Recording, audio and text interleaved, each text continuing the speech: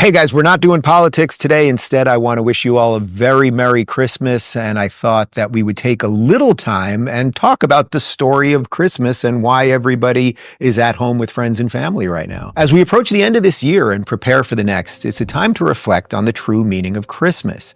This holiday is not just a cherished tradition, but a cornerstone of American faith, culture, and community. Today, I want to take a moment to explore the historical and religious significance of Christmas and why its values are more important than ever for America. Christmas has been celebrated for centuries as the commemoration of the birth of Jesus Christ. In early Christian communities, this holy day symbolized the arrival of hope and salvation, a reminder of God's love for humanity.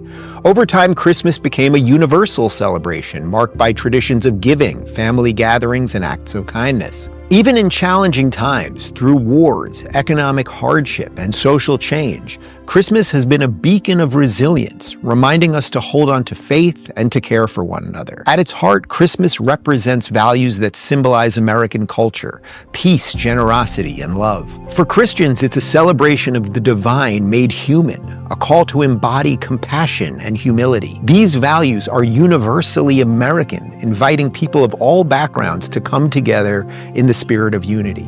In a world that often feels divided, Christmas reminds us of what binds us: the desire for connection, the joy of giving, and the hope for a brighter future. As we head into 2025, these values are more crucial than ever. America faces significant challenges: political division, cultural shifts, and economic change. Upholding the spirit of Christmas can help bridge divides, fostering goodwill, understanding, and grace. Acts of kindness and generosity can ripple throughout communities, inspiring hope and rebuilding trust. By prioritizing family, faith, and service, we strengthen the very foundation of our nation. Merry Christmas, everybody. Folks, we're living in unpredictable times with digital currencies on the rise, a whopping $35 trillion in national debt, and inflation still at a 40-year high. For these reasons and more, the Big Short traders, known for their successful bet against the housing market back in 2008, are warning that Americans don't have enough gold in their portfolios. Their advice comes amid massive central bank gold buying taking place globally and spiraling $35 trillion in national debt lingering across the U.S. That's why you should strongly consider physical gold and silver to help you protect your retirement accounts like IRAs and 401ks. Preserve Gold is giving away a no-cost, no-obligation free wealth protection guide that contains 25-plus pages of detailed information and insights. Learn how you can put physical gold and silver into an IRA or 401k and even purchase precious metals for delivery directly to your home. All you need to do is text the word Dave to 50505.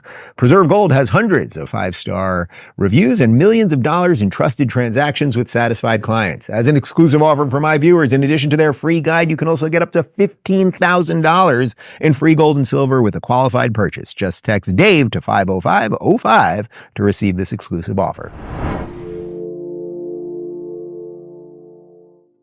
All right, once again, wishing everybody a Merry Christmas. The real gift I can give you is not doing any politics this week, but the bonus gift I can give you is reacting to South Park clips, which we know you people just love. Here we go. Ho, ho, ho! Merry Christmas, everyone! I'm hit! Realistic. I want down. You know, whenever they tell you that Christians are intolerant, just show them that clip and note that nobody actually got killed for it. Number 2. Excuse me. Hey, asshole! You guys know that everyone thinks you're total f***s, right? What did you say? You know, when people like you drive down the streets with your unnecessarily loud motorcycles thinking you're all cool, everyone is actually laughing at you and calling you pathetic f***s. You do realize this, right? Hey, man, we roll how we roll, and if people are annoyed or intimidated by it, that's too bad for them. Yeah! No, nobody is intimidated, actually. Everyone realizes that people who are so needy for attention they need to dress up and be as loud as possible are you guys and 16-year-old girls. Just wanted to let you know, you're f***ing. I mean, it's funny because it's true. Next. There, you see? Can you f***ing believe it? Is that really all our wiener sizes? Yeah, dude, look at it. It says right there, Eric Cartman, 1.2. If they're gonna put us on blast, they're at least gonna get the numbers right. We are going to remeasure. Oh my Whip it out, Butters. God. All right, Butters, looks like we have 2.4 inches. Really nice, Butters. I'm hung like a horse. All right, that's everybody. You measured everyone's wiener except for yours. I measured mine this morning, see? It's right here at the top. 13.7 inches? Yeah, it's pretty good. How did this Christmas gift of all was knowing that Michael Bay will never do another Transformers movie? Merry Christmas, everybody! In a world where our digital lives are under constant threat, it's more important than ever to take control of our own security. That's where Ledger comes in. Ledger has been the leading name in hardware wallets for 10 years, trusted by 7 million users, and securing 20% of the world's digital assets. Their new devices, Ledger Stacks and Ledger Flex, are a game changer with secure touchscreens that make managing your crypto and logins easier and safer than ever. With Ledger, you're not just buying a wallet, you're investing in your own digital sovereignty. Protect your crypto from hackers and scammers and take control of your financial future. Plus, the Ledger Security Key app offers a powerful alternative to traditional passwords, giving you an extra layer of protection for all your online accounts. Secure your digital future today. Buy your Ledger device now at shop.ledger.com/Rubin. Take charge of your digital security with Ledger. Merry Christmas, everybody. Today we've got a Christmas gift by me to me. Yes, these are mainstream media talking heads having their heads explode as they realize that Donald Trump will be the 47th president of the United States. Here we go. Audition for managing a complex organization like the United States. I love this blonde lady. Kamala Harris has passed the audition flawlessly. This Oh, has yeah. been, in many ways, a perfect campaign. A brief, and she had barely any time to put it together. Flawless.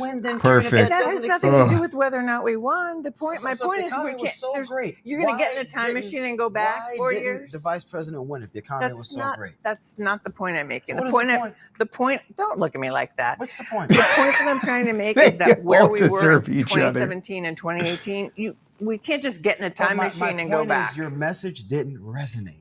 I That's said the that. Terrible night for women, for children, for the hundreds of thousands of hardworking immigrants who make this country go, for healthcare, for our climate, for science, for our allies in Ukraine, for NATO, for the truth. There's something far more long-lasting than just Donald Trump, the candidate. There is a sort of Russian embrace of disinformation, a radical Coming from the American embrace of disinformation. Truth over the last 9 to 10 years, My and a God. complete ignorance on civics. And what the term Madisonian democracy even means, what checks and balances even This guy's like, means, I don't have a clue. judicial review even means, what the rule of law even means. How do we as a nation, even post-Trump, how do we reach those Americans who apparently didn't go to civics class, apparently didn't learn the basics of this Constitution? There's a shift right, and then there's a shift to Trump. Yeah, that's right. And shifting to Trumpism. And, I'm Hallelujah. looking at a lot of things, especially after David talked about looking at counties and, how Trump is gaining on what he did in 2020. And to me, I'm mystified in some ways. Oh, that's good simply analysis. because I'm we're mystified. talking about a twice impeached, 4 times indicted, convicted on 34 felony counts, former president. Pretty awesome. That's one bucket. That's based. Then in another bucket, you have all of the things he's been saying on the campaign trail that gets to the decency that the woman was talking about in that last report, and how she wanted to vote for Vice President Harris because she didn't like that Madison Square Garden rally. The most pro-America political rally in the history of the world. I am mystified that despite all of that, he's gaining support. You go to the polls with the country that you have, and the country we have lives in two totally separated information ecosystems. Thank God we happens, do. We'll have to really I do not live in the world that you the live in, information lady. consumption that young men have, and why they think that the economy will be better under Donald Trump when it never was. Because he cuts taxes and gets rid of regulation. Over people who are college educated and not college educated. Black voters came through for Kamala Harris. White women voters did not. Pure Project White women love them. Florida, and that kind of extreme, sort of extremist right-wing fascist type government in Florida, does that make Hell yeah. plays? Thinking about the people. Yo, you guys want to go get some fascist margaritas later? Hurting tonight. Oh, here we go, Mr. Crying. African American women who know a little bit about being talked down to, and know a little bit about Sort of like you're doing right now to everybody. To dream a big dream over the A past big couple dream. of months. And tonight Hire an unqualified woman. For a lot of hurt. Democrats need to be mature, and they need to be honest. Look at And they need to him, say, Al yes, Sharpton, there is- deflating. The there's man is misogyny. literally deflating. But it's not just misogyny from white men. It's misogyny from Hispanic men. Yeah. It's misogyny Hispanic from black men Things we've all hating been talking chicks. about, who do not want a woman leading them. Might be race issues with Hispanics. They don't want a black woman as president of the United States. You know, the Democratic Party, I've always Can I found when you're fart sitting in a around box talking, and we'll they send it love to Joe Scarborough? What? Bro, what are you talking about, man? I feel like that's the best I can do with this guy. balkanize everybody into these separate groups and say, oh, white people don't like women and That's what black you people. do. No, it is time for the Democrats to say, okay, and you and I have talked about this before. A lot of Hispanic voters have problems with black candidates. Right. A lot and of with other Hispanics. We're all racist. Exactly. They hate it. And some of the most misogynist things I've heard going on this Get Out the Vote tour came from black men. I mean, misogynist things. So you're absolutely right. It's not simplistic. And we've got to have real honest conversations. Actually, it is Real simplistic. You're all honest idiots. Merry Christmas. Guys, peaberry coffee isn't your average bean. It's coffee's best kept secret. Only 5% of coffee beans grow as peaberries, making them denser, more flavorful, and packed with bold energy to kickstart your mornings. This isn't just coffee, it's a richer, more powerful brew. 1775 peaberry coffee is for those who refuse to compromise. Each bean is hand-picked at high altitudes for that smooth, powerful kick you need to fuel your day. No corporate crap, no woke nonsense, just the best coffee you'll ever taste. And it's not just about the coffee, it's about what it stands for. Whether it's peaberry, dark or medium roast, or the new mushroom blend. 1775 Coffee is about quality, freedom, and living with purpose. Head on over to 1775coffee.com, grab your peaberry, and join the coffee revolution. Use code Rubin to save 15%. Your mornings deserve better. Brew Rebellion. The greatest Christmas gift we could give all of you white supremacist, neo-Nazi, very fine people, garbage people, etc., are some of Donald Trump's best moments over the last couple of years. Here we go. I have such respect for women. I cherish women. You've called women you don't like fat pigs, dogs, slobs, and disgusting animals. Your Twitter account... Only Rosie O'Donnell. How I didn't vote for him right after that. Those are the ones that love me. No, go ahead, Donald. No, I'm a gentleman, Hillary. Go ahead. What I say is what I say. And honestly, Megan, if you don't like it, I'm sorry. I've been very nice to you, although I could probably maybe not be based on the way you have treated me, but I wouldn't do that. You brag that you have sexually assaulted women. Do you understand that? No, I didn't say that at all. I don't think you understood what was said. This was locker room talk. I'm going to take such good care of women's health care issues. You won't even believe it. I like this hunched over Trump, you know? The answer is that there has to be some form of punishment. For the woman. Yeah, there has to be some form. That's a famous Mussolini quote. You retweeted it. You like the quote? Did you know it was Mussolini? It's okay to know it's Mussolini. Look, Mussolini was Mussolini. It's okay to. It's a very good quote. It's a very interesting quote. I mean, I'm just talking about David Duke and the Ku Klux Klan here, but... I don't know. Honestly, I don't know David Duke. I don't believe I've ever met him. I'm pretty sure I didn't meet him, and I just don't know anything about him. Do you plan to visit with the Pope when he comes into Philadelphia? Well, the Pope believes in global warming. You do know that, right? We're never going to, there will be never anyone as honest as him. That's the crazy part. This room is hot. And it's really weak to call John McCain a loser because he was a... I never called him. No, I don't call That him is a- outrageous. He's an American hero. I don't like losers. But Frank, let me get to it. He hit me. He's not a war hero. He's a war hero. He's a war hero. 5.5 years. He's a war hero because he was captured. I like people that weren't captured, okay? I hate to tell you. Yeah, And then that I watched this one, idiot that Lindsey one, Graham whatever. on television today, and he calls me a jackass. He's a jackass. The man of the toupee. This is on the front page of the New York Times. I don't wear a toupee.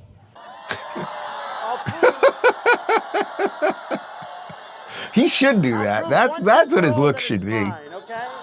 Hillary Clinton. It would be cool if he let it go gray and then just, Secretary of State in the history of this country.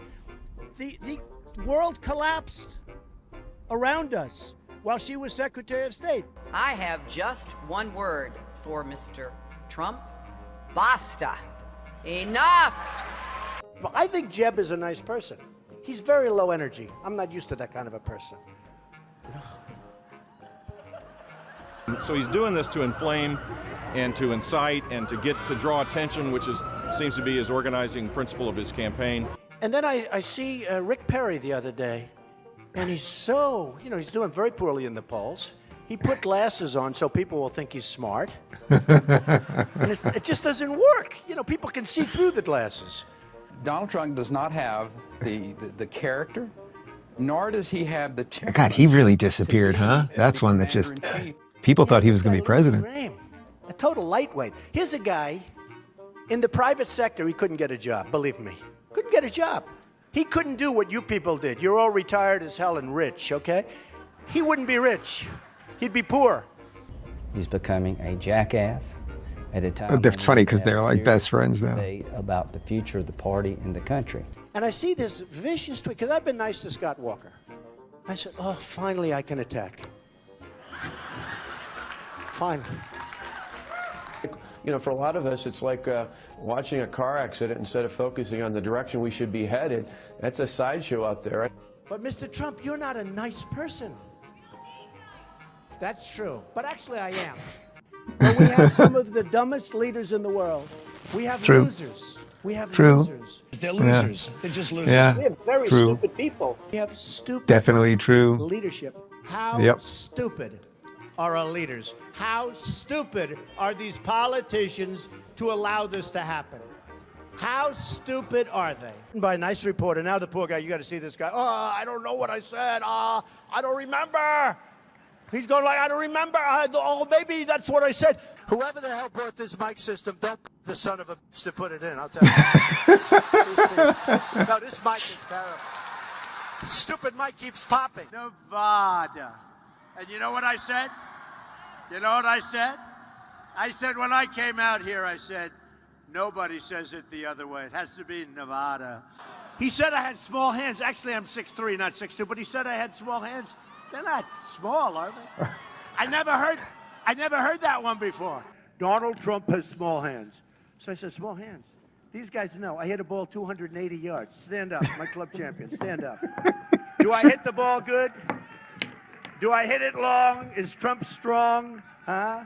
He referred to my hands. If they're small, something else must be small. I guarantee you there's no problem. I guarantee it. All right. Get up, Harry. Harry, get your fat ass out of the couch. You're going to vote for Trump today, Harry. We all deserve this, Get you know? up, Harry. Come on, let's go. Let's go, Harry.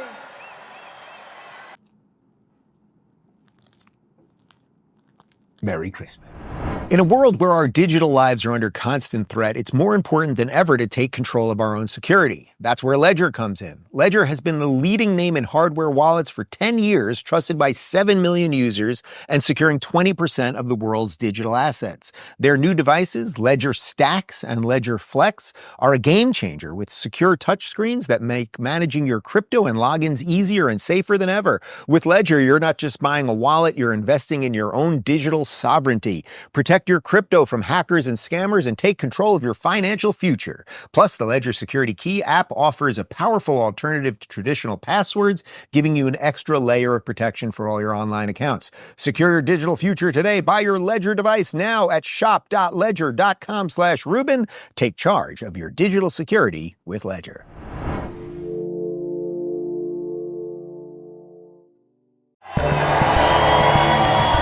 Here we go again. You're in charge now. So All right, relax. Russell Brand, you just went up there in front of thousands of people. You basically just did a rap-off with Jordan Peterson. There's really not much I can do here that can top that at this point. So Not really. I'm feeling pretty high right now, having just been at white supremacist Woodstock. Yeah. Having a rap battle with Jordan Peterson. I'm feeling, I would say, pretty fly and pretty capable. My bars are tight. Yeah, well, what is going on here? I mean, there really is something beyond politics going on. Everyone's talking about the political alliance and all that. Yes. But you and Jordan, to me, just did something that is very different than the political part of this thing. It's becoming, to me, increasingly clear that any moral or value system you have or claim to have must be derived from something. That does not mean prescriptively that everyone must become Christian, but it does mean that your set of values can't just be your preferences codified. And what I think we have with totalitarianism is the codification of preference as government, but also as a new hermeneutics. They treat it as if it's a religion. They treat globalism and statism as if it is a morally undergirded and indefatigable system. But of course it isn't, because the principles wouldn't change all the time if it were. You wouldn't have that in the 60s and 70s, the Democrat Party were a party of free speech and civil rights and tossing out all these great heroes, and now they're about oppression and control. And I feel that the spiritual dimension, Dave, gives us an opportunity to move through some of the fissures and potential traps that might be there if we remain divided along conventional, traditional and customary tribal lines. You said something up there about watching the DNC and the cast of characters they bring out. That you basically, you said it a lot more beautifully than I'm going to say it right now. But in essence, that it's like an interchangeable cast, almost on like a Hollywood set. It's an interesting way of thinking about these people in a sense. Yeah. Like when there are people like that are credible and people that appear to be of principle, like Bobby Kennedy, they have to be expunged from the party. When someone emerges around whom there's a lot of excitement and hope, like Barack Obama, it becomes clear that they're ultimately cellophaned into total restriction. If you watch like a documentary on PBS about Barack Obama when he was still a senator, you think this guy's actually going to make a real impact. But of course, once in office, he bombs and drones the same way George W. Bush bombed and droned. He advocates for the interests of the military-industrial complex in the same way too. And most tellingly of all, in 2008, when there's a global financial collapse, Barack Obama legislates favorably on behalf of the financial world, of globalism, not ordinary Americans. And our man up there, Jordan Peterson, oh no, whoa, I know you, thank fuck. He says, by their fruit shall we know them. And how people legislate, how they govern, that tells you what you need to know in it, Dave. One more for you, and then I guess sir. you have other things to do here. You're doing other things too. I'm a bit of a mover and a shaker. If I'm in Washington, D.C., I'll be doing a bit of lobbying. It's a little company I've invested in called Pfizer. They do a lot of good work. And apparently you almost got arrested on the way here. So you've had a hell of a day. So my only other question to you is, how do you feel? Do you feel differently in any other way when you on stage in America than you do, say, in the UK or in other countries? Our country, the United Kingdom, is quaking under authoritarianism. We are not at the populist phase yet. Populism in our country came out of the left for a minute under a political leader of the Labour Party called Jeremy Corbyn. That political leader was, he's an older man, so to say strangled in the crib is slightly ridiculous, but his movement was stifled and strangled by state interests. Some of them international state interests. When you have a leader like we have in our country now, like Keir Starmer, who is ultimately an authoritarian, a paternal figure who doesn't seem especially interested in the rights and in advocating for ordinary Brits, but just parroting the WEF talking points. We'll continue to fund this war. We'll slash money for pensioners. Old people have lost some fuel bill allowance is a big deal in my country. you can tell that this is a global phenomena. Yeah. Trudeau, Macron, Kamala Harris, all of these political figures are under one sort of a tyrannical umbrella. That's what globalism has to look like. No wonder nationalism, even the aspects of nationalism that I in particular would disagree with, are a threat to them, because you can't have globalism if you have a patriotic and informed citizenry that demand electoral democracy and representation. So you feel a little better when you're here, I think. Oh, yeah. I feel better. I feel scared when I'm in England. I feel a bit scared, yeah. Thanks, Dave. See ya. You need no introduction at this point, do you? It's kind of, you're Tulsi, you're a Democrat, you're an independent, you're trying to save the country. Yes, that's a perfect introduction. How about that? Yeah. So how do you feel about what's going on here? To me, I go to these political events all the time, not as many as you, but it does feel like something different is really brewing here. Something different is brewing, and today's event here is amazing. Thousands of people who have come out here in really shitty weather. At least it stopped raining for you. It was raining for me. Yeah, no, it's. But last night we were in Detroit, and we had well over 1,000 people there. There was a reporter who was there, who's like a mainstream reporter who's been around DC for 40 years, and one of those cranky, cynical reporters. Yeah. And even he said, not to me, but to a mutual friend of ours, how impressed he was that we had over 1,000 people come out for two people who are not candidates running for anything. Yeah. And the beauty of it is, and I've been doing this in every stop we make, is asking people to raise their hands in the crowd. We've had thousands of people at every event. Asking them to raise their hands if they're a Democrat or a former Democrat or an independent, libertarian. And almost at every event, almost half the hands go up. Wow. And so there are a lot of people. And this reporter asked me, he's like, do you really think you're making a difference? And I answered without hesitation, yes, that Bobby Kennedy and I are able to connect with and speak to issues that we care about very much and that affect all Americans, and point out the contrast, the difference, and really the clear choice in this election, which to me, if you care about your family and you care about safe communities, you care about peace, you care about prosperity and freedom, there is only one choice in this election, and it's Donald Trump. You guys are basically completing my life's work. I'm going to retire at the end of this. You know? If you guys succeed, then there's no reason for me to do this anymore. Zach and I were just talking last night, and you're going to talk to him, but we were talking about you, and we were both saying almost at the same time that, Dave Rubin saw the light long before many other people did. I mean, Ronald Reagan saw it way before me, so it's just it's a long string, I suppose. What do you think has to be done? Because we've talked about the shifting alliances a million times. What do you think the last thing that the people who are still on the fence need? And I tend to think it's more of a female thing generally. What do you think the thing is that's either holding them or what they need to get to the other side?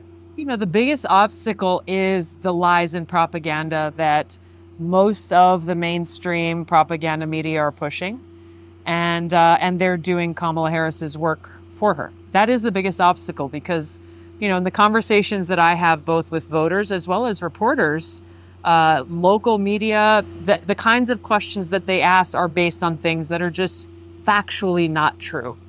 The reality is that maybe people don't like President Trump's language or how he says things or his personality or his style, but they can't deny if they just compare the facts on virtually every important issue that we face.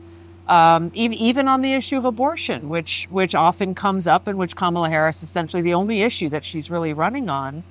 And you look at President Trump's actual position on this, he believes in the Constitution and he believes in making sure that these important and challenging and often tough discussions are happening at the state level as they are across the country. And so, there's opportunity in continuing to just speak the truth and compare and contrast the records of these two candidates, which for the first time in our lives, we have two candidates who have records in the White House.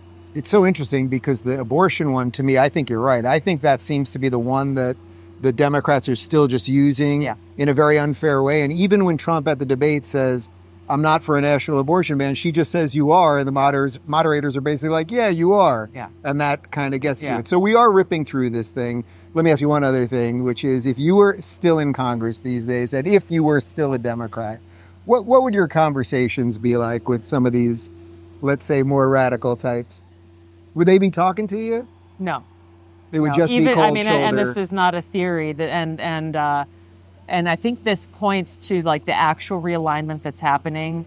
Is even when I was a Democrat, still in Congress, not only did a number of people stop talking to me, people would literally, if I'm walking down the street, they cross the other side of the street because they don't want to share a sidewalk or oxygen with me. Yeah. Well, Hillary and it literally was- called you a Russian asset while you were, well, not only were you running for president, but you were a congresswoman. Exactly. Yeah. And so the realignment here is between, to me, it's very simply, it's the warmongers and the anti-warmongers. And so I've experienced their lashing out, their retaliation, both as a Democrat, as a vice chair of the DNC, as a member of Congress, that I and Bobby and many others and you continue to experience today. So it's nothing new, but it's becoming more brazen. And there's a silver lining in that more and more Americans, I think, who are paying attention are seeing them for who they really are. I don't normally end my interviews with hugs, but we're hugging.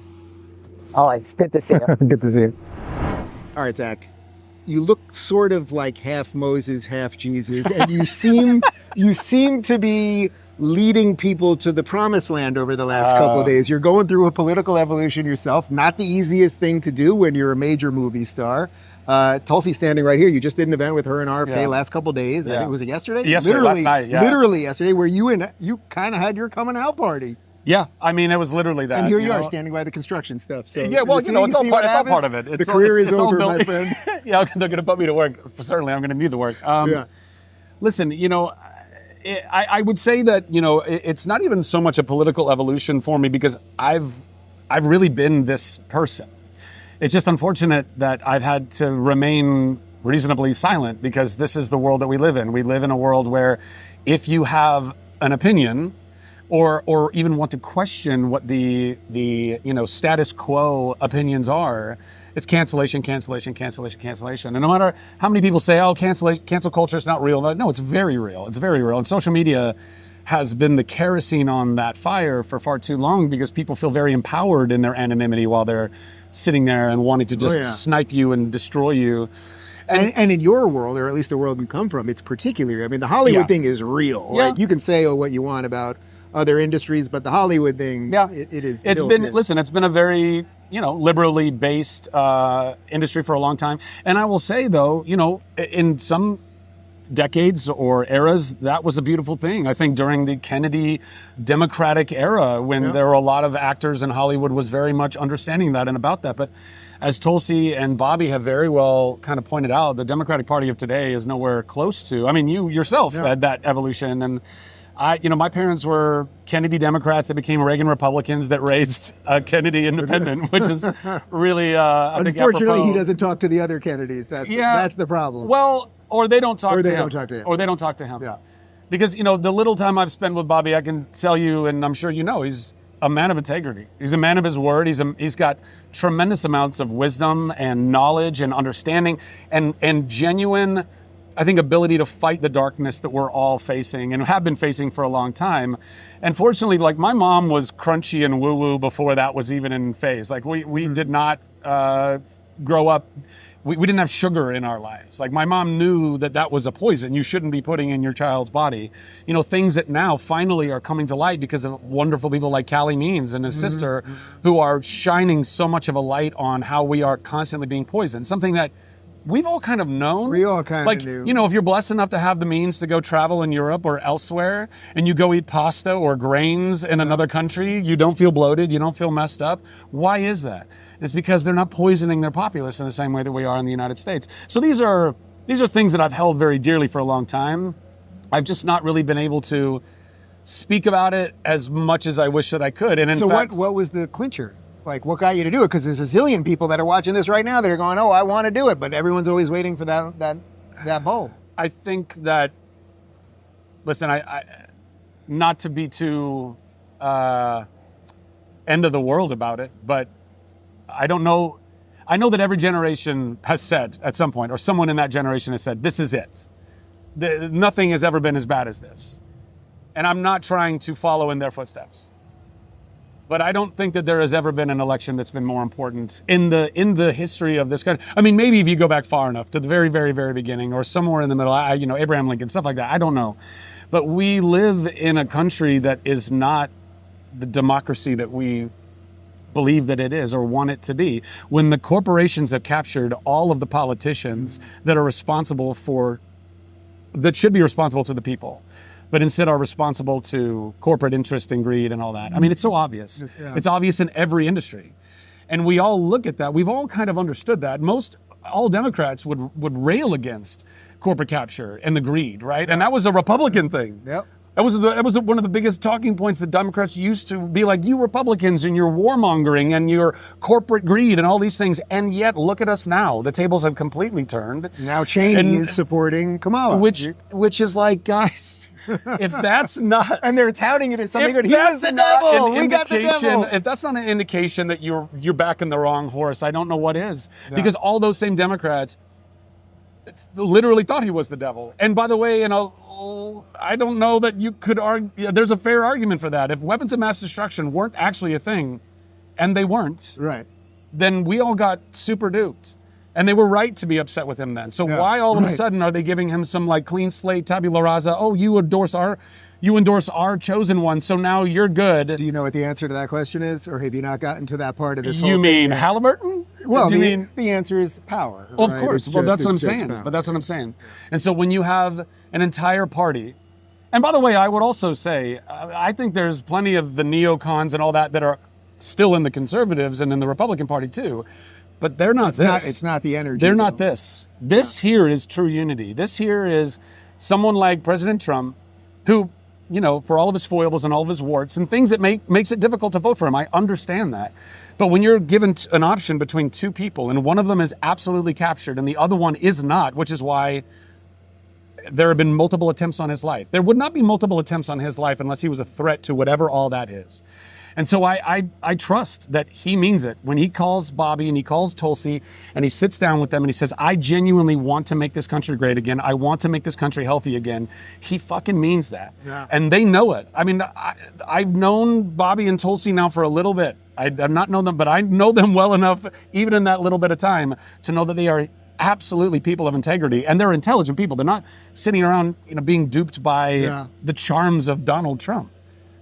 Donald Trump is a real human being that is, again, I really do think he means what he's saying now more than ever. And so, guys, it's now or never. This is it. I mean, it's literally now or never, because if we don't get Donald Trump reelected, there's one other alternative, and that person does not have our best interests in mind.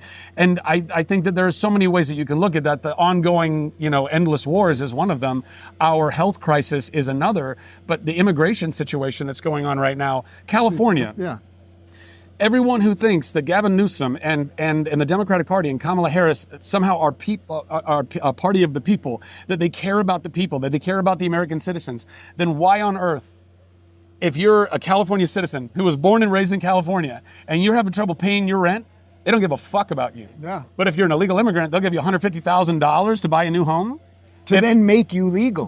That's what she said. She wants everyone to share the American dream. Yeah, I thought it yeah. was for Americans, but Yeah. No. I'm old school. I got one more for you. Yeah. It's a pleasure to watch people on this adventure that I and so many have been on. Yeah. Have you called your agent since yesterday? I haven't talked to so I was telling you earlier, I don't know if it's good or bad, but I changed from AT&T to T-Mobile yesterday before I flew to Michigan. Very clever. Bro, I did not think I'd be out of service. I'm still out of service. They still haven't fixed it. So you have no idea what could be happening on that? No, well, I've gotten some Wi-Fi here and there, and I've checked some Twitter and some Instagram, and it's been interesting. Yeah. I will say, though, the majority of the people that I'm getting messages from are very positive. Even people that disagree, but there are a lot of people that are just spewing hate and like, ew, and unfollow. And I'll never watch Chuck again, or Shazam's garbage, whatever all that stuff is. Right. What's fascinating to me about all those people is like, you think that Donald Trump is the person of hate. What are your own actions in this moment? You're going out of your way to get on your phone to spew hate at me instead of engaging and saying, hey, I thought you wouldn't be this person. I would love to understand why. Would you mind explaining whatever any of that is? Let's have discourse. But you can't have discourse with people that don't want the discourse, and that's unfortunate. But my team, just back to your question, when Tulsi invited me to moderate one of their town halls, I told her, I was like, I got to think and pray on this because obviously there's going to be ramifications to this one way or the other. And I did. And ultimately I came to the conclusion that it doesn't matter at the end of the day if Hollywood wants to reject me. I'll make independent films. I'll go do other things, podcasts or shows. I've got a lot of things that I would love to do in my career, but nothing is more important. Like, what is it to gain the whole world but lose your soul in the process? What is it to hold on to my career but we lose this country and we lose democracy and we lose free speech? I mean, I don't think people even realize the ramifications of what that is. And so I told my team, I told my agents and my managers a few weeks ago, I said, hey, this is on the table. This is an offer that I've gotten from Tulsi.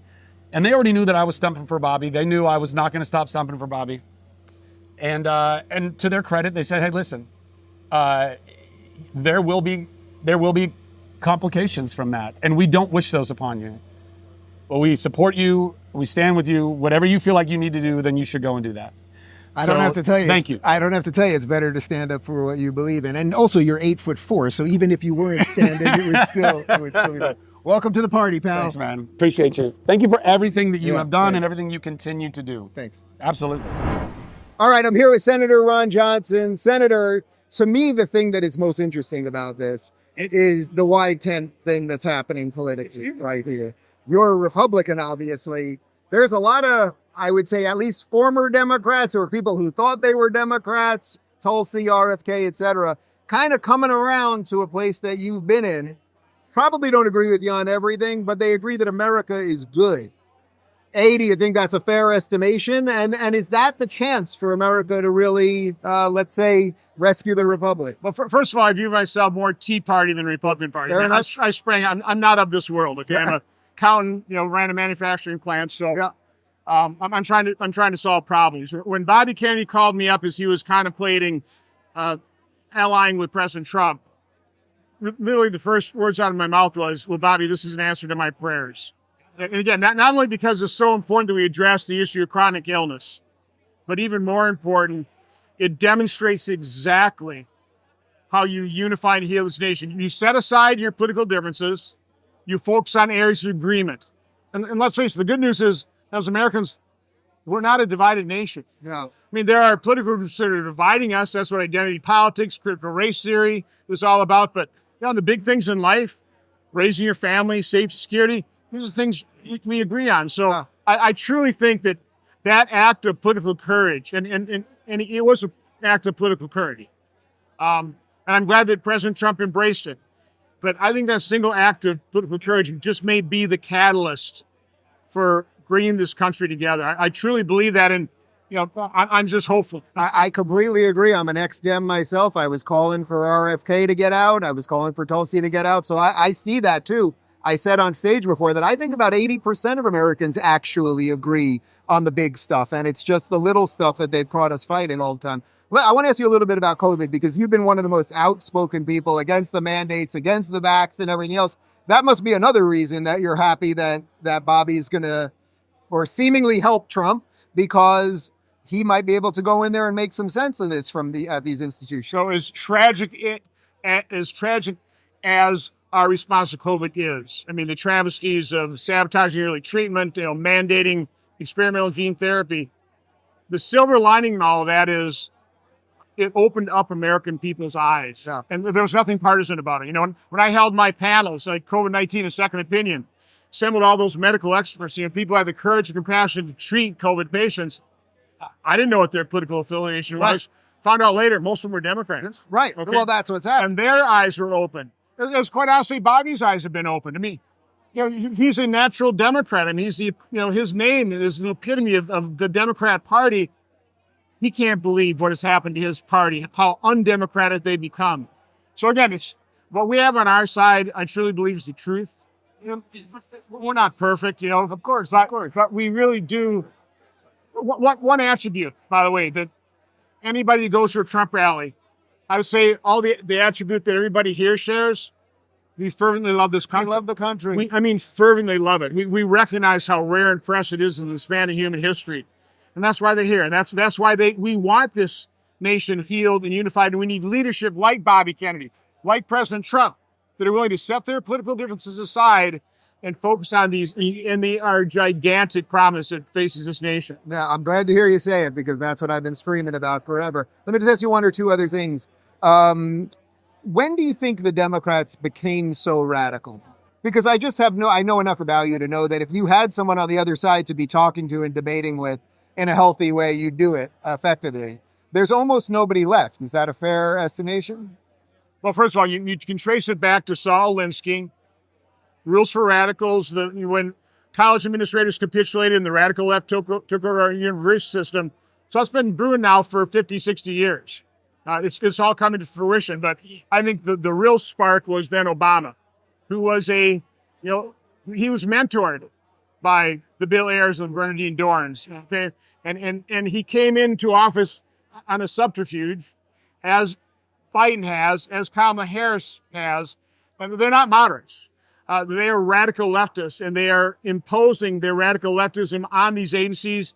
They are, stacking the deck. I mean, they're infiltrating these agencies with more radical leftists, which is why the Trump administration was completely sabotaged from within.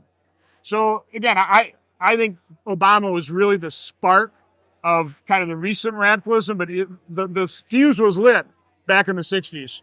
My last question, the one question you don't want to answer, tell me what happens on November 6th. The fate of this nation is really determined. I mean, I'm dead serious about that. Yeah.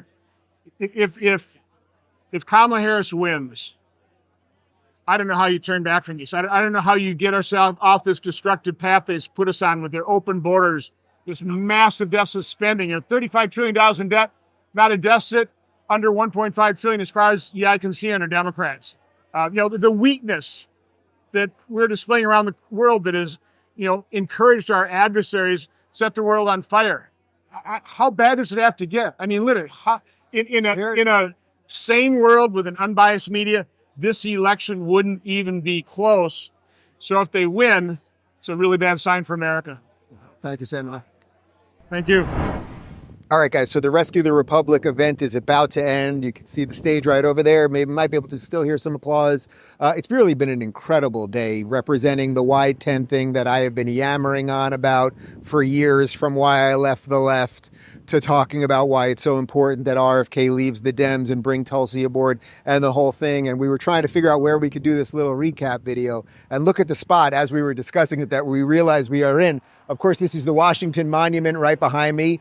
And of course, George Washington not only was the first president of the United States, but also was in charge of the army. And they wanted him to stay in charge of the army after the Revolutionary War. And he said, no, that's too much power for one man. And of course, on the other side over there, beyond the pool there, here's the World War II Memorial. But beyond that is the Lincoln Memorial. And what did Lincoln do most famously beyond free the slaves was keep the Union together. And that really is what we're at right now. We're battling between politicians who don't want to let go of power, counter to what George Washington did, and a man who wanted to keep the Union together, which really, if this doesn't work out, if this wide tent thing doesn't work out, I think there'll start being some discussions about that. So it's really been an unbelievable day with Jordan Peterson and Russell Brand and RFK Jr. and Tulsi Gabbard and Brett Weinstein and a whole slew of people. And we shall see. I think we got a chance.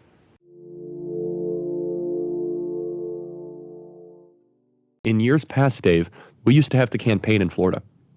And we used to have to do events. And Governor Ron DeSantis deserves a lot of credit for this, from voter registration, being an effective governor. Democrats have given up on Florida, and so that allows us to better focus our resources. Ohio used to be a battleground state, Dave. Not anymore. Trump is up 11 in Ohio. That is gone. Iowa used to be a battleground state. Now, I'm doing this because in years past, we used to have to work our way up from, okay, got to win Iowa, got to win Ohio, then you got to win Florida, and then we can get into those next second and third tier threshold states. That is not the case this time. This time we start from a far better place than we have in years past, where now North Carolina, we should win. It's a little shakier, I'll be honest with your audience, given some problems with Mark Robinson and just other factors. North Carolina is not in the best place that it should be, given other states. However, if Donald Trump wins Pennsylvania, North Carolina, Georgia, he's president of the United States. If you're telling me that Trump has to win 3 states, all three of which he's won in previous elections, one of which he won in 2020, and then the other he fell 10,000 votes short of, that's a great starting point. It's a crazy world, crazy world. Somebody's gotta have the same view.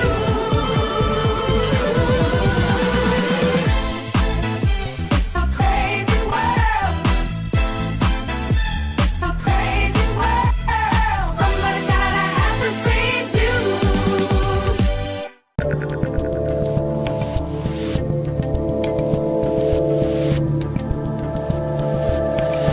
All right, joining me today is the founder of Turning Point USA and the host of the Charlie Kirk Show, as well as multiple-time Rubin Report guest Charlie Kirk. Charlie, how are you, my friend? Dave, I'm doing great. Great to see you. Thank you for having me. And you've been so good to me and us throughout the years. So I want to make sure I express that gratitude, and great to be back. Now, Charlie, you sound a little dour or a little depressed or a little soft-spoken. Those were kind words, and I appreciate it. But what's going on here before people think something weird's happening? I'm trying to audition for the NPR News Hour. So I'm trying to, change my vibe. I've been on these campuses, and I've been known to have a lot of energy and a lot of passion. I think it's time for Charlie Kirk 2.0, where it's more thoughtful and slow. All kidding aside, Dave, I did 7 events in Pennsylvania within 24 hours. And even for me, that was too much. I felt my voice was holding. First time in my career, my voice just went out last Thursday, and just couldn't talk for literally 3 days. So I had to rest it for 3 days, which is awfully humbling. But it's actually a lot better right now. I'm able to have a conversation with you and be intelligible. So not quite yet recovered, but we're getting there. So if people grant me a little grace, it's not the NPR hour. Yeah, I was going to say something kind of funny about like a conservative or just relatively sane human being trying to talk with the cadence of an NPR host. It would sound pretty damn disturbing. I mean, that's the worst. Like, why don't we start there? What is wrong with these people? And I'm talking about everyone besides us at this point. Well, but I'm telling you, Dave, with the NPR voice, what's so frustrating is they're talking about such hyper aggressive topics in this very muted way. Today on the NPR Hour, we talk about how half the country should be exterminated from the face of the planet. And experts say it's good for the climate. Today on NPR. It's wait, what? I'm sorry, did you just talk about mass genocide in this very muted, passive aggressive voice? I think that's what bothers me the most about the NPR voice. I always say under that very thin veneer of pleasantness, there is something very, very nasty with most of these people. But let's dive in. We've got about a half hour together. Obviously a lot going on. We're 30 plus some odd days out from this election. Let me start with the most broad thing. I mean, obviously you're well within the Trump universe and helping fight on campuses and elsewhere. How are you feeling at this moment about the election? I feel better than I did in 2020, for sure. I think Trump's in a much better spot. I feel better than even where we were in 2016. With that being said, given the environment, I would think we should be feeling even better because this election really should not be competitive or close given the economy, given the southern border, given the kind of the status of how things are in the country, how people view how things are going in the country. Kamala Harris's campaign team is brilliant. She's receiving coaching very, very well. Dave is someone who's brilliant in broadcasting. I'm sure you see how she constantly is uploading new one-liners, and she's trying to de-emphasize the cackle and the laugh and try to turn it into something that she isn't. But yes, as far as the map and what's going to matter, here's the good news, Dave, and I give you full credit for this. Florida is no longer a battleground state, so thank you, Dave. Thank you. Happy to help, It's my way of giving back. I give Dave 100% credit. It was a battleground state until the Rubin report moved down to Miami. But that's a big deal. In years past, Dave, we used to have to campaign in Florida.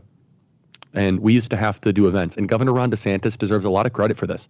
From voter registration, being an effective governor, Democrats have given up on Florida. And so that allows us to better focus our resources. Ohio used to be a battleground state, Dave. Not anymore. Trump is up 11 in Ohio. That is gone. Iowa used to be a battleground state. Now, I'm doing this because in years past, we used to have to work our way up from, got to win Iowa, got to win Ohio, then you got to win Florida, and then we can get into those next second and third tier threshold states. That is not the case this time. This time we start from a far better place than we have in years past, where now North Carolina, we should win. It's a little shakier, I'll be honest with your audience, given some problems with Mark Robinson and just other factors. North Carolina is not in the best place that it should be, given other states. However, if Donald Trump wins Pennsylvania, North Carolina, Georgia, he's president of the United States. If you're telling me that Trump has to win 3 states, all three of which he's won in previous elections, one of which he won in 2020, and then the other he fell 10,000 votes short of, that's a great starting point. And we're not even getting into Wisconsin, which was 21,000 votes short in 2020, or Arizona, that was 10,000 votes short. And so it's a great map for Trump. What should happen is that it should break in Trump's favor somewhere around mid-October. However, we can't underestimate Kamala Harris and their team's ability to chase ballots, register voters, engage in early voting. And so I remain saying this is a 50-50 election. I think Trump has a 50% chance of winning. That is a bold prediction, my friend. 50% Trump, 50% Harris. Pretty good. Well, let me ask you something that's actually a little trickier for guys like us to talk about and still be able to make a living, which is that I think a lot of people right now are worried that there are going to be some shenanigans. We don't have to relitigate 2020, but I think a lot of people are worried that it's going to be the day before the election.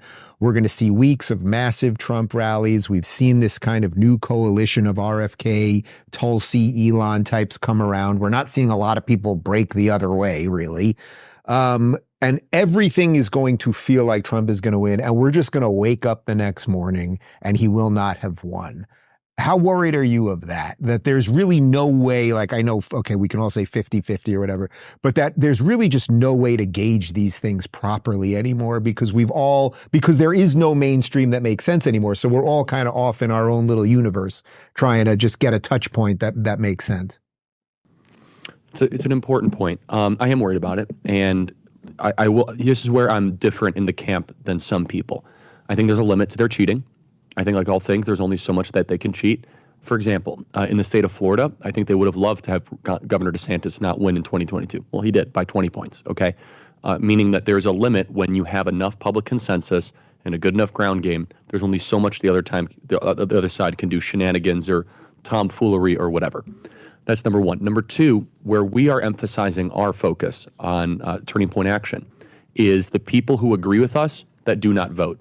There are tens of millions of people that stay at home and decide not to participate and not to vote, and their ballots are never in the system.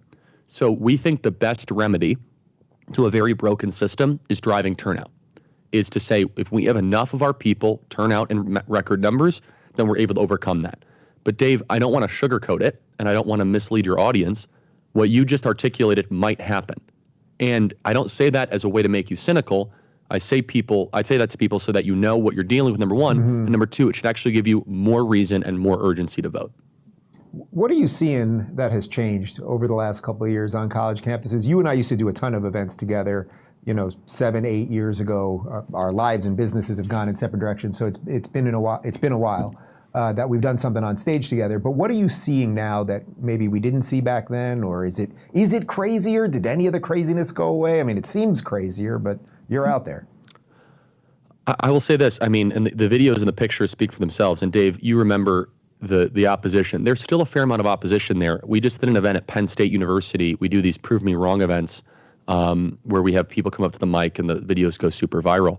We had 3,000 people show up for this event. Yeah, it was awesome. We'll throw some B-roll in so people can see while you're talking right now. Yeah, and that's no spin. That's no BS. That's not like a bunch of people from like the local GOP meeting. And these are young students at a campus in Center College, Pennsylvania. Similar type crowd at University of Wisconsin-Madison. We're going Arizona State University, similar type deal. Here's the truth. Young ladies, super liberal, no doubt. Okay, very, very liberal. Young men, most conservative they've been in 50 years, and by far the most conservative I've seen them in the 12 years of doing this. What do you make of this new alliance that I mentioned earlier? This sort of RFK, Tulsi, Elon. I would say me, plenty of other people, thing that has more come around. I don't think everyone is traditionally a conservative. And you and I used to joke for years, you'd always be saying, Dave, you're going to be the most hardcore conservative out of all of us by the end, because you know what they are. But what do you make of this thing that's happening right now? Because, you know, to me, it's what America is all about, and that's really what Trump represents now. It disagrees. These people wildly disagree on abortion. They wildly disagree on foreign policy and a whole bunch of other stuff, but they love America. They love America and they love free speech. And to me, that is good enough. I can work with that. Yeah, first of all, I think it's one of the most exciting, underreported developments by the mainstream media. The media is being careful not to touch this because I think they know they'd make it even bigger if they gave any credence to it. And add to the list, Brett Weinstein. I mean, that's amazing. Yep. And this guy is a liberal from Evergreen State University, and he's in the fight now. And so what is the through line here between Tulsi Gabbard, Bobby Kennedy, Elon Musk? Number one is that they have experienced, spent time with, fraternized with the left-wing blue beast, and they did not like what they've seen.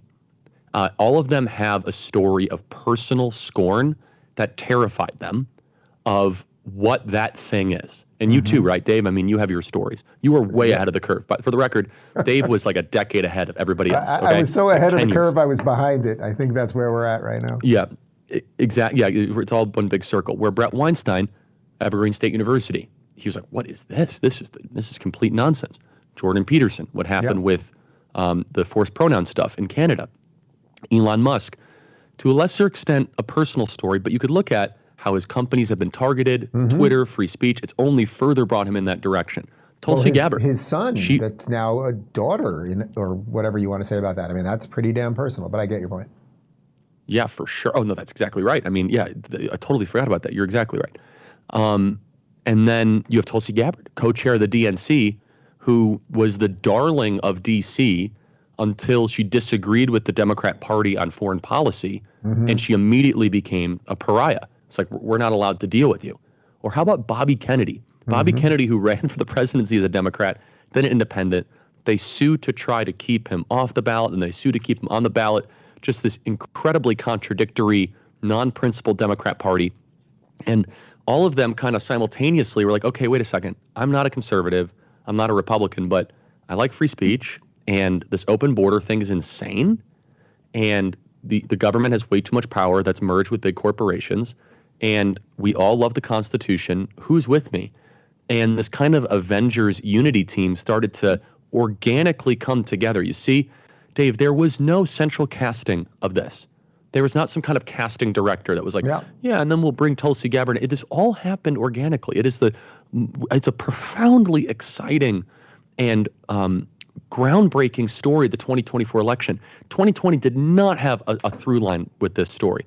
2016 did not have a subplot like this. This here is people that, I want you to think about it, a Kennedy, who's the namesake of Bobby Kennedy, the co-chair of the DNC, Brett Weinstein, who was like Mr. Liberal Professor of the Year. And they all have their own personal story. But here's the thing. It's not just that they were, I'm scorned. No. They extrapolated being like, whoa. Yep. If this happens to me and these people treated me this way, what am I dealing with this big blue machine or team blue, if you will? And so combining forces it's been amazing to see. I consider many of them friends. And Dave, you know, I'm very conservative, but I also love disagreements and I love agreement on the macro stuff, and the micro stuff is not that interesting to me. And I think that's what makes the conservative movement a healthier movement and a more vibrant movement and a robust movement. And so I think in some ways it is what you and I tried to demonstrate through Unity campus work 7 or 8 years ago that is now manifested and crescendoed into the presidential election. I should note that we're taping this in a couple days in advance, but this weekend that has just passed by the time you guys are seeing this, the Restore the Republic rally is taking place. Charlie and I will both be there, or we're there in essence, and we're going to have a whole bunch of interviews, and I'm broadcasting live from there, and there's some time shift disorder involved in all of this, but we'll have all of those videos up as well. I was careful the way I was talking about it. Thank you, Dave. I was like, I can see you. And it happened. Yes, I will see you in a few days, and also I just saw you, something like that. Let me ask you about the blue monster that you just mentioned, or that blue machine, or the system, or the swamp, whatever you want to call it at this point. I am still, and you know I take August off, so I'm a little delayed, I guess, when it comes to the fall. But I'm still a little hung up on the coup thing that happened. The fact that Nancy Pelosi and Chuck Schumer got together clearly with Kamala. They made it very obvious to Joe that they were going to pull the 25th Amendment. And clearly Jill and whoever else didn't have enough juice to fight it off. And I guess the question I'm asking you is, are you still amazed that the machine can pull off these tricks? I mean, we don't talk about that. We don't talk about Trump assassination attempt 1. We don't talk about assassination attempt 2. That somehow, despite all of these people coming together and all the good stuff that you've just pointed out here, the machine finds a way. The House kind of always wins. I am amazed by it, but what's more remarkable to me, Dave, is how they're able to quell rebellion and how they're able to keep any disagreement from bubbling up. That's what I find to be an interesting psychological mystery to me, where they're able to be like, okay, guys, we're the party of democracy. What we're going to do is put in a candidate with no votes. And if you disagree, we're going to destroy you. And everyone's like, cool. Yeah, absolutely. That sounds great. And again, this is why Bobby Kennedy and Tulsi Gabbard and these people are defecting, because it's completely insane. And it's so self-evidently bad for the country. Yes, and I think that would be clear, though, that the Kamala Harris thing, again, the media has been such an enemy to the American people and so awful on the Kamala thing. This was probably a plan that was many months underway. It was probably started around April or May or earlier. The summer debate when they scheduled with Joe Biden was probably a sabotage to try to get Joe Biden either that will surge. Yeah, please, Dave, interject. Well, let me pause you there for a second, because do you think because I agree with you on that, actually, but my question is, do you think maybe Trump fell in their trap on that one, in that he was willing to do the debate so early, so it gave them the chance for this thing to swap it? Do I wish that Trump would not have done the debate? Yes. I think, because in some ways the trend was going so well for us. But you look at it from Trump's perspective, it's that he's the guy that's like, there will be no fight he'll say no to, especially against Biden, very personal. You have 4 years of pent up, I should be president and you shouldn't be, right? And understand that not all the data before the debate was nearly as decisive that Trump was going to win. There was polls that showed Biden up, there were polls. So it was still a little bit of a murky situation, right? But looking back at it, we're like, man, we gave the coup plotters the forcing function that they needed. Right. And with that being said, I still think we can beat Kamala, and we might. So I don't want to, complain all day long. But looking back, if a candidate who's not doing great wants a summer debate, we should probably put this in like our political strategy book for the next 100 years so our grandkids can learn this. Don't give them that. Don't give them that. Yeah. Right. So again, I'm not blaming Trump. He's a friend. Like, I get it. I understand the calculus. But I think we can look back. We can say, when they're not doing well, don't debate in June. Yeah. Right. Yes. I get it. I get it. It was very different at the time. I'm just saying in retrospect. And look, hopefully he wins and it becomes largely irrelevant. So. No, yeah. But looking at it now, we're like, man, that was the beginning of the end. And they were able to then put Kamala in. It's very clear that all these slogans, all these one-liners were workshopped ahead of time, broad new future on the all this crap, right? That she didn't just all of a sudden become a candidate and had all this branding ready to go out of nowhere. This was definitely planned behind the scenes. Joe Biden fought it, and they were like, okay, old man, good luck. And the one thing that actually screwed up the timing was the Trump assassination attempt, screwed it up a little bit, but they still went through with it amazingly. That's one of the reasons why they had to memory hold that assassination attempt so quickly, is they wanted to get the news cycle onto Kamala. But understand what happened within 1 week. Historians will write this down as one of the most interesting 8 days never reported by a media. No one was like, oh yeah, that's interesting how that'll happen. Trump gets shot. Trump becomes the nominee. Kamala becomes the nominee. 8 days. So you have a shooting, a convention, and a switch, and no one asked the question, like, what the hell just happened here? Like, who's in charge? And by the way, Dave, can somebody explain to me, was there like a Zoom call where like Kamala Harris officially became the nominee? Was there like a text message or like Charlie, it was what's the very process? grassroots. I've been told it was a grassroots effort to install her with no votes. Please don't ask any more questions. No, I want to know, at least for like future planning, if what exact how did this work? It was like a Slack channel, or like no one has ever explained. It's just like, oh no, all the delegates pledged support for it. No, I got that, I know. But was there ever like a sequence? Right. And it's chilling, Dave, how millions of Americans just bought it. They were cool with it. Like, yeah, the person that didn't even make it to Iowa in our party back in 2020 is now the most popular person ever. But hey, that's the party of democracy. Well, what does that tell you about the modern Democrat Party? Because, you know my feelings about the word liberal, and I can't really call myself a liberal, not because I am not in some old school sense, but because the word has just been so mucked up, it doesn't fly for me anymore. It's just not worth the explanation. But what does that tell you about the sort of general state of the average Democrat voter, that they sort of like being spit on in the face, actually? It's a couple things. I don't think it's hard to overstate how much they hate Trump and what deals they're willing to cut in their own mind and in their politics to get rid of Trump. I think that's a big part of it. And I think they hate Trump so much that they're willing to privately say, we got to get rid of Trump. Let's just put our democracy stuff aside. I really think that's a core piece of this. The second piece, though, is that the Democrat Party for the last 20 years post-Obama has been more like an oligarchy. The country runs more like an oligarchy. The Democrat Party absolutely runs like an oligarchy. Now, mind you, the Republican Party used to run like an oligarchy. And the 2016 race was supposed to be Hillary Clinton versus Jeb Bush. Yep. That's what the race was supposed to be. Two families that have ruled before with their own fiefdoms. They agree on everything except corporate tax cuts. That's it, right? Like the whole election would have been about like corporate tax rates and I don't know, like school choice or something. Okay, great. Like that would have been the whole election. And that way, no matter who wins, DC wins. Trump blew that up and took over the Republican Party and kicked the plutocrats out. And many of them went into the Democrat Party. Leon Panetta, Liz Cheney, Dick Cheney, they're now in the Democrat Party. Oh, yeah. They help run the Democrat Party. Literally, it's not an exaggeration. And so the average Democrat voter is possessed by the hatred of Trump. And the rulers and the leaders, they're like, hey, instead of having to deal with primaries, we just call the shots. And an oligarchy is the ruling of the few that are untouchable. And so it's a very chilling development. It is. Let's dive into a couple of the issues, because you and I, although politically we've definitely come closer over the years since we first met, we don't agree on everything, which is completely fine. And I don't want to do a back and forth on who's right about the issues, but I want to talk about abortion and sort of how it might hurt. Well, you might argue it would help Trump in this election. Although I consider myself begrudgingly pro-choice, and we can pick what that means, whether it's 12 or 14 weeks.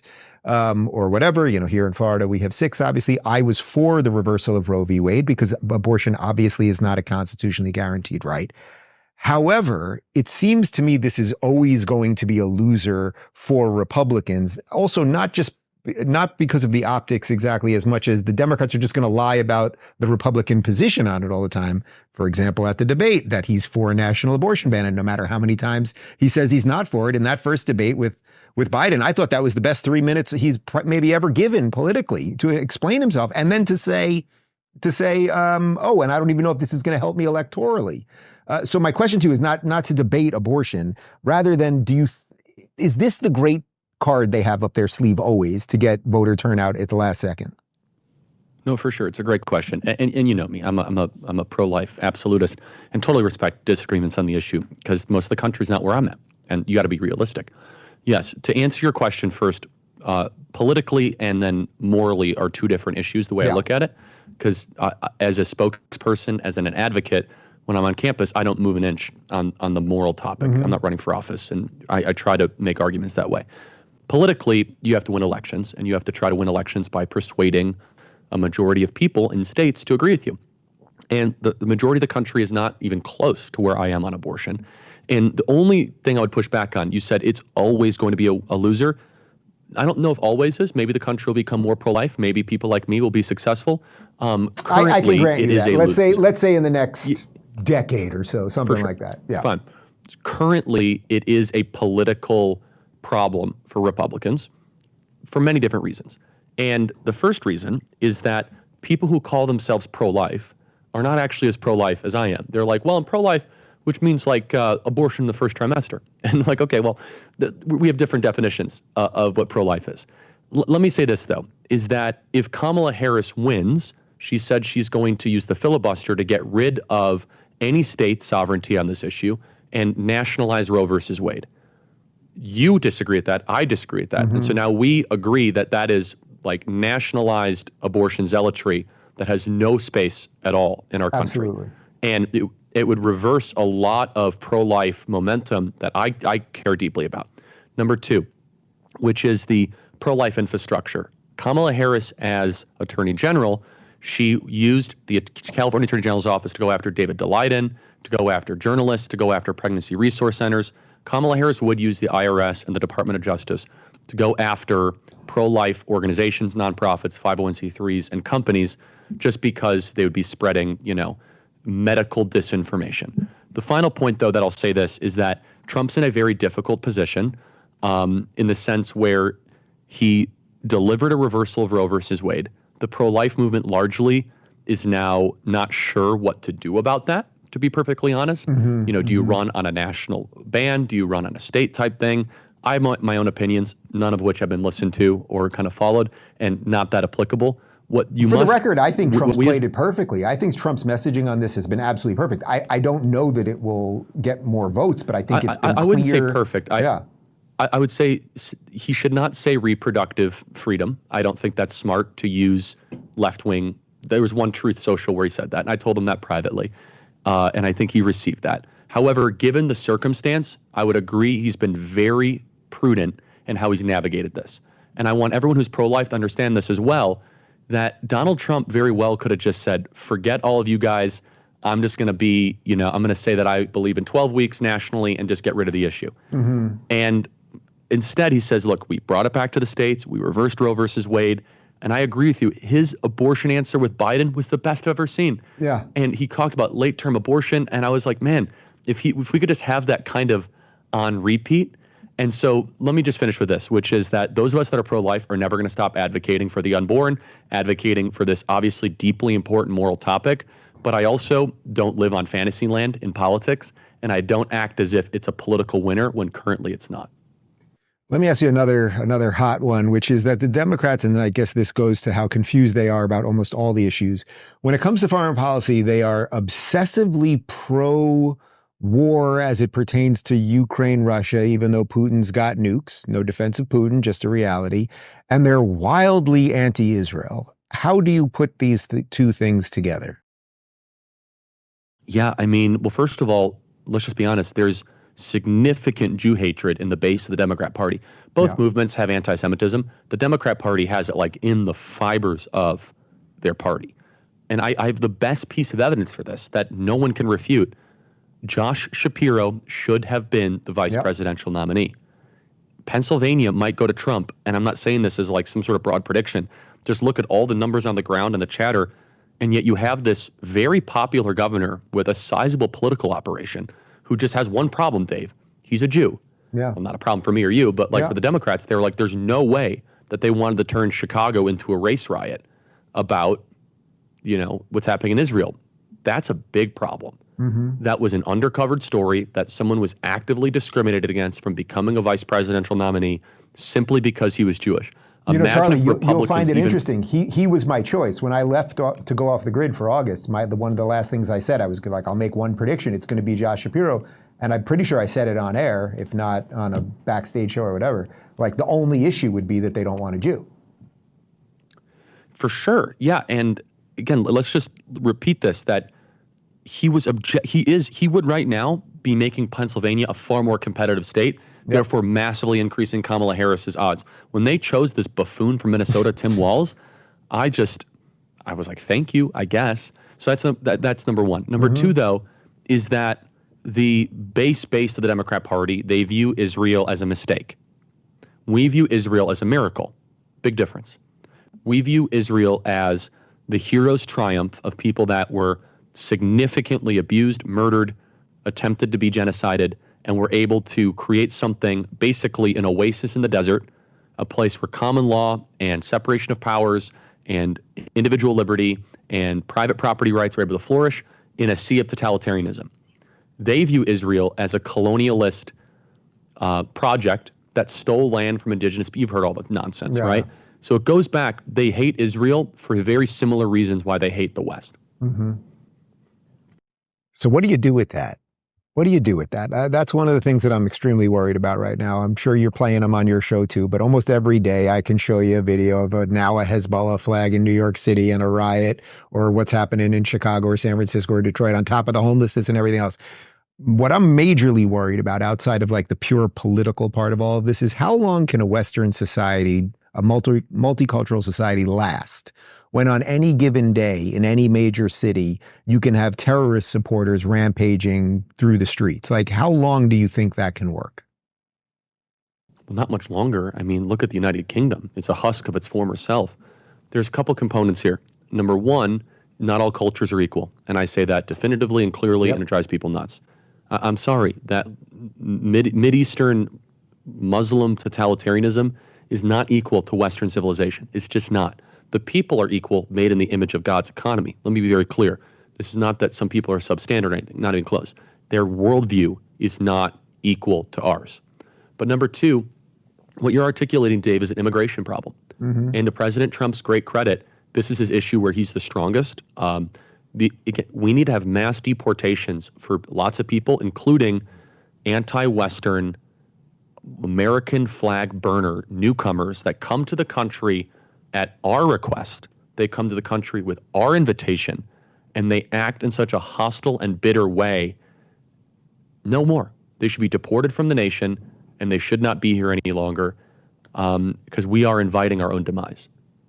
Charlie, there's literally 100 other things that I could do with you right now, but I'm going to let you save your voice so that you can speak at the event that we are about to go to, that if you're watching this now, we just did. It'll be good to see you. Already spoke at. Yeah, it'll be good to see you in real life. My last question is the most annoying one. You know what it is. Who's going to win the election? Got a coin flip it. Come on. That's it. I have no idea. All I know is what I'm going to do, and I'm working as hard as I possibly can. Dave, you know I don't BS you.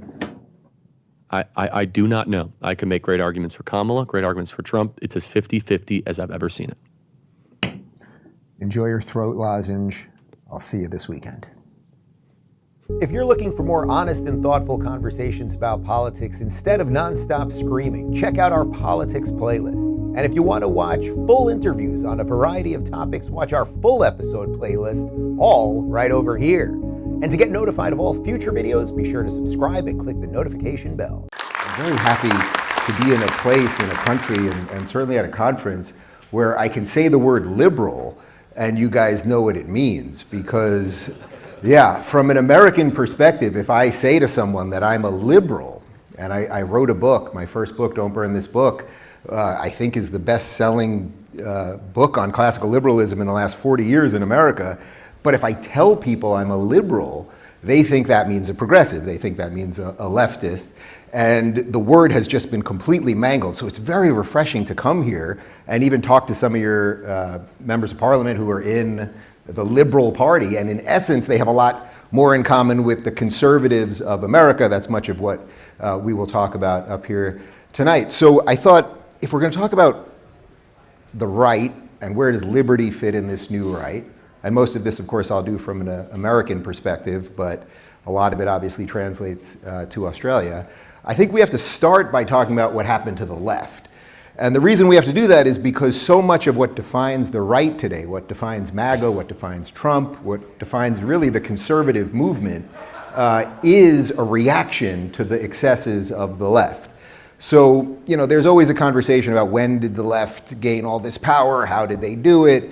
Most of the answers, usually there was a sort of 40-year march through the institutions that most of you are aware of. They really just took over higher education. They moved down into high schools and then really into middle schools and even elementary schools. And that's, of course, where we got all of this woke stuff and the gender identity stuff and the, I would say, upending of our history and confusion around why America is fundamentally good and what our values are and all of these things. And they did it, and not only did they do it while I would say conservative-leaning people, or in this country I can say some of the good liberals, were out there building businesses and building families and actually doing things, changing industries, all of these things. And the progressives were very committed to the cause. And I think that that really is how they, in essence, destroyed or overtook the Democrat Party in America, because the good liberals, which I suspect most of you in this room probably, from an American perspective, 20 years ago would have been Democrats, maybe sort of Bill Clinton Democrats, something like that. And that was sort of the mainstream take on liberalism. But the progressives came in, and they were sort of liberals on steroids, right? Probably a little too many steroids. And they went in and they decided they would scream about everything, and everyone that disagreed with them was a racist and a bigot and a homophobe and all of the slurs. And it kind of worked. Actually, more than that, it more than kind of worked. It fully worked. They have, in essence, at this point, in 2025, purged all of the good liberals and pushed them to the right. So for the purposes of today's talk, we're talking about what's going on the right. And I'm really fascinated by this because I was a person of the left. I was in a lot of progressive circles.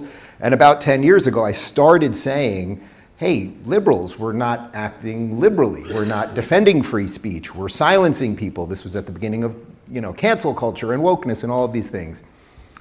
And there was a real feeling that all the liberals were going to sort of be lost because the progressives were taking over the Democrat Party and the liberals would have nowhere to go because they would never team up with the conservatives. But then something amazing happened around 2016, really 2015, and that was Donald Trump.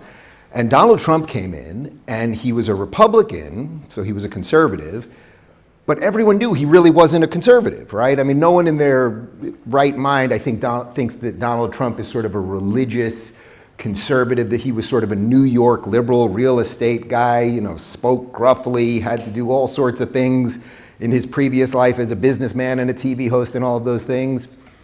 And he then came in, and he actually, and this is a point I've really tried to make to a lot of people, and I think they get it, but it takes some time.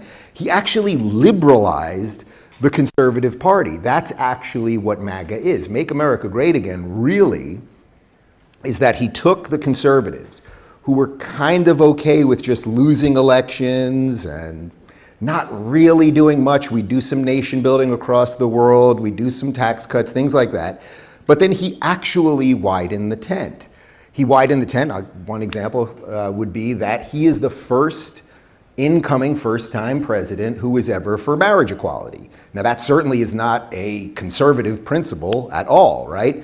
Barack Obama, liberal progressive hero, when he came in first time around, he was not for marriage equality. So in that sense, Donald Trump was more liberal actually than Barack Obama. Donald Trump also, he's been sometimes he's for tax cuts, sometimes he's for spending bills. He basically has been a big mix of things, but what did that do? It basically gave a home to the disaffected liberals, right? So when I talk about the disaffected liberals, if you just look at some of the people in Donald Trump's cabinet right now, he has Bobby Kennedy running HHS. Bobby Kennedy, I mean, his last name, Kennedy. This is a Democrat. He is supposed to be a Democrat. As a matter of fact, when I had him on my show when he was running, just in this last election, or he was running in the primary, which the Democrats basically made sure that there was no chance that he was going to beat Biden in the primaries, I had him on my show, and it was the first time we met, and I said to him, I said, Bobby, I don't know if you're going to be a Republican by the end of this thing, but I promise you, you will not be a Democrat. And if you go back and watch the clip, you can see his eyes light up because he knew something was really, really rotten with the Democrat Party, that he as a liberal, as an old school liberal, limited government, laissez-faire economics, individual rights, all of the things that you guys believe in, he knew that the runway on that with this progressive movement was very, very short. And he knew that the plane would never get off the ground because they simply would not follow him. So somebody like Bobby Kennedy ends up in Donald Trump's cabinet. Then you could look at Tulsi Gabbard. Tulsi Gabbard was a progressive. She was a real progressive too. She wasn't just a liberal. I mean, she was on the left side of that. And she ran for president in the primary against Joe Biden. She was actually the last candidate still going. They all cut their deals. Pete Buttigieg and some of the other, Elizabeth Warren and the rest of them, Bernie Sanders, they all cut their deals and they all dropped out on the same day. But Tulsi Gabbard stayed in and she fought Joe Biden as long as she could. Hillary Clinton said she was a Russian asset, all of that stuff. But she was a Democrat. She was a lefty and a liberal. And now she is the director of national intelligence.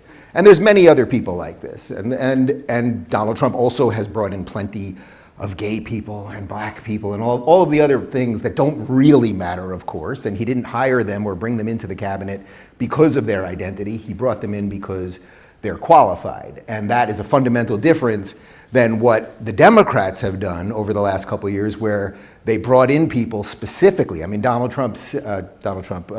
Biden said specifically that he brought in Kamala Harris as VP because she was a black woman, which is, from a liberal perspective, the most demeaning thing you could possibly say to someone, right? Why would you ever want to be hired for a job because of your skin color and your gender? It's completely and utterly irrelevant. Are you qualified to do the job? Now, from where I stand, she obviously was not qualified to do the job, and I think that was sort of borne out in her VP tenure and then her subsequent campaign. But as they purged all of these people, and as Donald Trump widened the MAGA tent, that gets us to the topic today. So how do we hold a political movement that has very different perspectives, that has very different policy prescriptions? You have these liberals that are generally a little more big government. They want more social services. They're obviously more liberal when it comes to, let's say gay marriage, which the ship has sailed on that, so it almost feels silly to talk about, or abortion would be a good one. You have now all of these people like Bobby Kennedy, Tulsi Gabbard, Joe Rogan. I mean, think about Joe Rogan, who supported Donald Trump.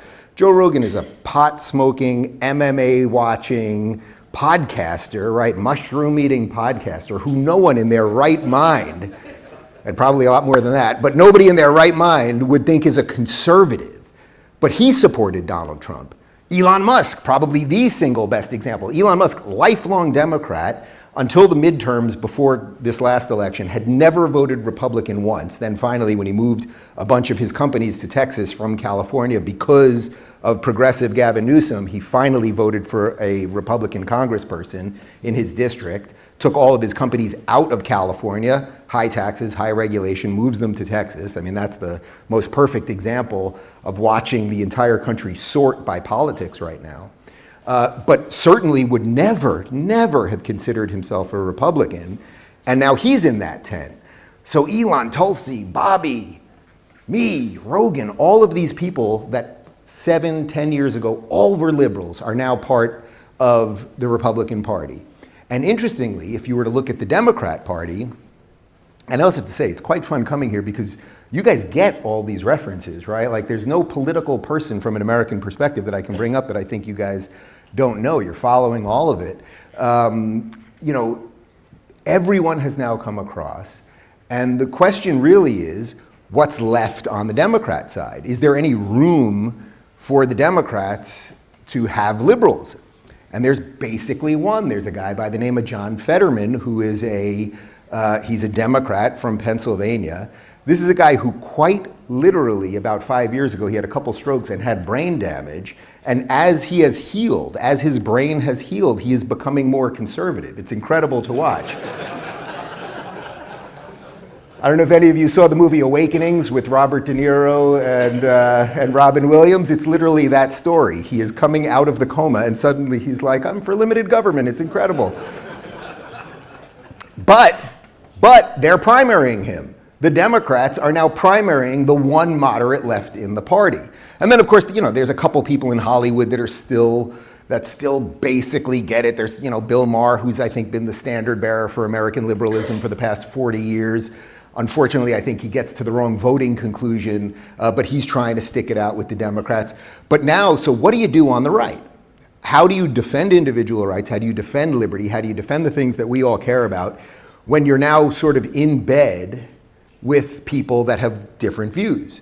This is where I should bring up my friend Charlie Kirk for a moment, because Charlie, who was a good friend of mine, and we met around 2017, and we did a lot of these college events together. I was on the left and Charlie was on the right, and we debated on stage at colleges. It was before a lot of this stuff went crazy, and when we were doing it, we would go to these colleges and everybody would say to us the same thing. We would get the same criticism every single gig that we did, which was, oh, you know, you guys are making a big deal about this college thing, but when these kids get out to the real world, you know, the real world will show them what's up. And what we found was that the real world basically folded like a wet paper bag, right? They actually got out of colleges, they took over all of these institutions.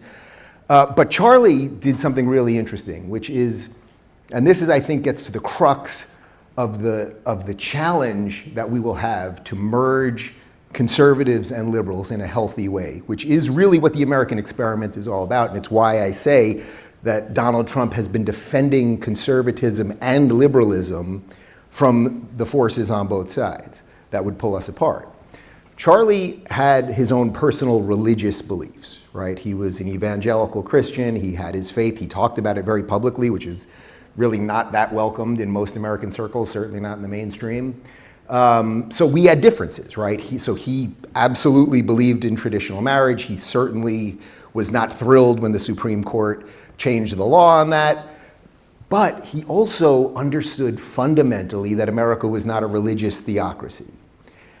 And that's more of the liberal side of him, that he could have his faith and then also understand that America was a secular society and that it's up to you personally to figure out how you integrate those two things.